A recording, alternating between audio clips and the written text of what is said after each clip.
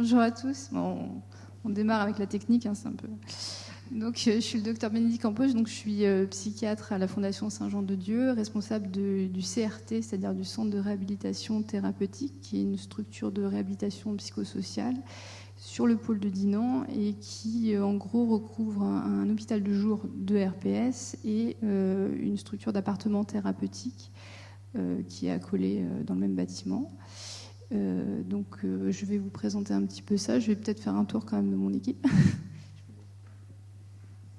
Bonjour, je suis Anaïs Delangle, assistante sociale sur le centre de réhabilitation thérapeutique et les appartements thérapeutiques.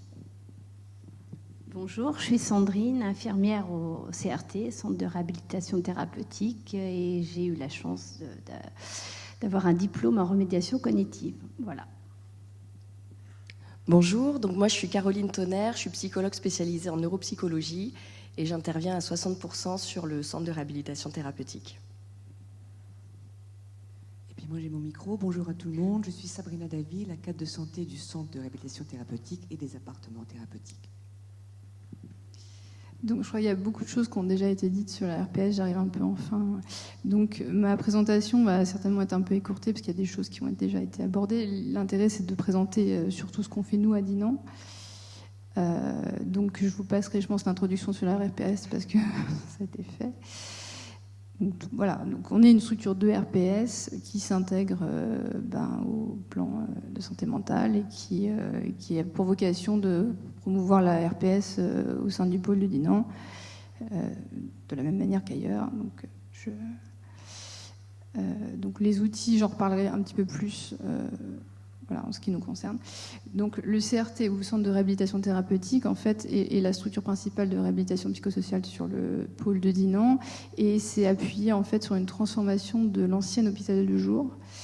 Donc nous avions en disposition des murs au départ et une équipe assez conséquente, puisqu'il y a quand même 7 postes d'infirmières. Et les dernières années ont été consacrées à réorienter le projet vers uniquement de la réhabilitation psychosociale. Et donc je vais vous montrer un petit peu comment. Donc là, voilà, je reprends un peu ce qui a déjà été dit, c'est-à-dire que les soins tels qu'on les propose sous forme d'activité à l'hôpital de jour sont des soins de réhabilitation psychosociale, donc qui sont réalisés à l'issue d'un parcours d'évaluation individualisé, qui sont toujours soumis au désir du patient, qui peuvent être réadaptés en cours de route parce que voilà, les demandes ont changé, et qui sont orientés sur des objectifs qui sont fixés par le patient. L'intérêt, alors nous on a un seul hôpital de jour sur le secteur, donc ce qui veut dire que toute personne qui va à l'hôpital de jour en fait fait de la réhabilitation psychosociale. On n'a plus l'ancien modèle d'hôpital de jour, et ce qui permet en fait finalement d'avoir un accès rapide à des soins de réhabilitation psychosociale sur le secteur. Et notre particularité aussi, c'est que finalement on accueille tout type de patients avec une grande variété dans les âges, parce qu'on va de 18 voire 16 ans de temps en temps jusqu'à bien 65 ans. Et puis on accueille aussi des publics dans leur pathologie qui n'étaient traditionnellement pas accueillis en hôpital de jour. Je pense aux troubles anxieux, beaucoup plus de jeunes actuellement qui ont des troubles neurodéveloppementaux. Voilà, donc on n'est pas, il n'y a pas de, si vous voulez, enfin tout le monde peut venir. C'est pas une question de diagnostic, c'est une question de fonction en fait. Quand on est gêné dans un aspect de sa vie, il y a des outils de RPS. Et de la même façon, je le dirai peut-être plutôt, plus tard dans la présentation, on n'attend pas d'avoir un diagnostic. On peut être aussi une structure d'évaluation diagnostique, ça n'empêche pas de commencer des soins de réhabilitation psychosociale. Donc pour ça, alors là je ne vais pas vous détailler, mais l'idée c'est un peu ce qui a été dit par ma consoeur avant, c'est il y a le côté soins individualisés, mais on est aussi dans des activités de groupe. Donc l'idée c'est que la personne puisse se sentir à l'aise dans son groupe, et donc on a mis vraiment en place une structuration par filière avec des petits groupes homogènes de gens qui partagent les mêmes difficultés pour que tout le monde se sente bien et se sente... voilà, c'est aussi l'accueil, c'est-à-dire pas se sentir en décalage. Donc les outils qu'on utilise sont les outils classiques de réhabilitation psychosociale.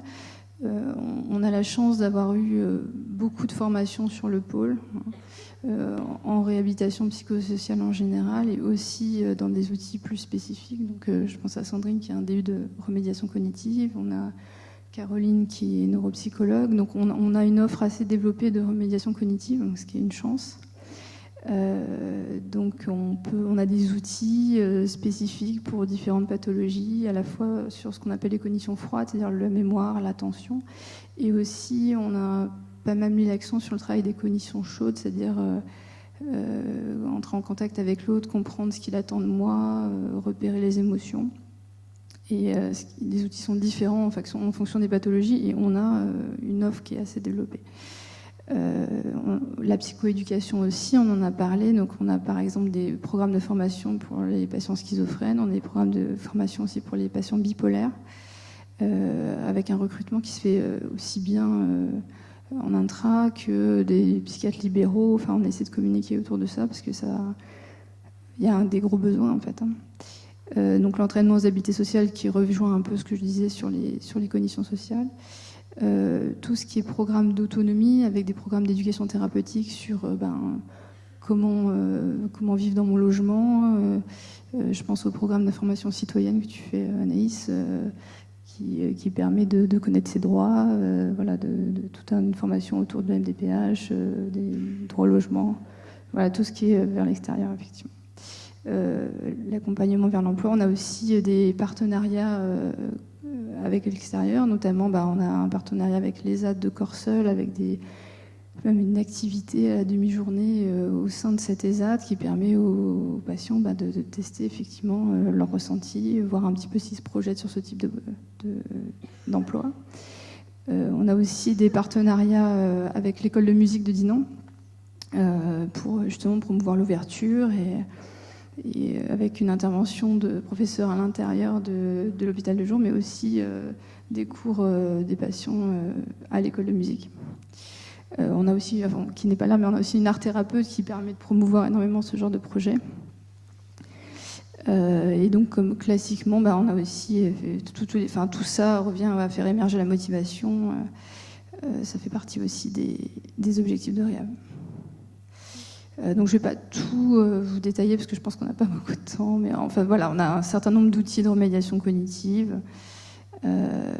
Comme je vous disais, donc des programmes de psychoéducation spécialisés pour la schizophrénie et la bipolarité. Voilà, c'est tout ce que je vous ai dit un petit peu. Et puis des activités classiques de type sport, de type sortie, tout ce qui va vers l'extérieur et pour faire émerger la motivation. Donc on est en projet pour améliorer notre volet soutien aux familles. C'était un projet qu'on avait à cœur, mais qui a été un peu mis à mal avec le Covid, mais on va s'y réatteler. Après, c'est un PowerPoint que je présente classiquement pour présenter le CRT, donc ça n'intéresse pas tout le monde. L'idée, c'est que voilà, avant d'arriver dans ce parcours-là, il faut ce que disait ma consoeur juste avant moi, c'est-à-dire qu'on a besoin de s'appuyer sur la motivation du patient, de lui montrer exactement ce qu'on peut lui proposer, de vérifier son consentement à chaque étape, que ce soit un vrai projet personnalisé. Donc, pour résumer, il y a tout un parcours, mais qui n'est pas si long que ça, en fait, entre la demande et le fait de commencer les activités. En général, il y a une quinzaine de jours ou 3 semaines. L'évaluation se poursuit au fur et à mesure les premiers mois et on peut réadapter les soins au fur et à mesure. Voilà, on n'attend pas que l'évaluation soit complète pour commencer les activités, puisque les activités en elles-mêmes peuvent être un terrain d'évaluation, en fait. Alors ça, c'est pas tellement là. Et donc du coup, nos projets, certains sont réalisés, notamment l'ouverture d'appartements thérapeutiques, qui a connu un franc succès et qui marche bien. Donc il y a 6 places, on a un bâtiment qui est tout neuf, tout rénové, donc 6 places d'appartements thérapeutiques qui accueillent surtout des jeunes patients, dont la plupart ont un programme d'activité à l'hôpital de jour et d'autres ont un travail ou des stages, et qui permettent d'être un tremplin pour un autre projet qui est travaillé d'emblée, en fait. Voilà, l'idée, c'est d'amener le patient là où il veut aller, avec une espèce de transition pour lui permettre d'acquérir les compétences dont il a besoin. Après, donc, c'était un petit peu nos projets Certains ont été un peu différés à cause du Covid. L'idée, c'est qu'on est quand même toujours dans une recherche de travailler avec les partenaires extérieurs, d'ouvrir notre offre, et puis d'étendre les pratiques de RPS, non pas seulement à ce service-là, mais à l'ensemble de l'établissement. C'était un peu notre objectif principal actuellement. Voilà. Vous avez peut-être des choses à rajouter. Bon, je suis allée un peu vite, mais parce que beaucoup de choses ont déjà été dites. Oui. Je témoigne, en tant qu'infirmière, nous avons la chance d'être à deux, la plupart du temps, en atelier thérapeutique. Donc, on a l'animateur et le co-animateur, on va dire, et c'est très très riche parce qu'on peut avoir un relais de la part du collègue. Et je rebondis un petit peu sur l'intervention tout à l'heure. On est sérieux, on a une philosophie par rapport à la réa, puisqu'on y croit sur l'équipe et on est une très bonne équipe. Je rebondis, on fait notre travail avec sérieux, mais on a beaucoup d'humour et voilà, c'est très important pour l'alliance avec les personnes en soins, puisque nous, la complexité quand même, c'est que les personnes sont en soins, souffrent de schizophrénie, de bipolarité. On a des jeunes qui sortent aussi de l'IME. On a des troubles anxieux, comme disait Bénédicte. On a vraiment un panel quand même de pathologies. Donc, on fait quand même du bon travail. On est allé très très vite. On a été formés la plupart en 1 an et demi. On a eu l'éducation thérapeutique, on a eu tout ce qui était la réhab, on a travaillé avec Jeannette Fram à Rennes. On a une neuropsy aussi qui nous aiguille beaucoup, Caroline. Et voilà, donc on est une équipe riche en professionnels, l'équipe pluridisciplinaire, comme on disait tout à l'heure. Et voilà, on a encore des beaux projets.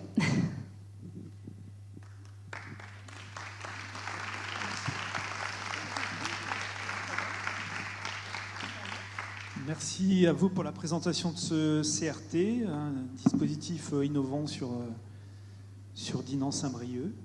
Alors, soyez pas frustrés, on vous laissera quand même une bonne demi-heure pour vos questions tout à l'heure. J'imagine qu'il y en a un certain nombre.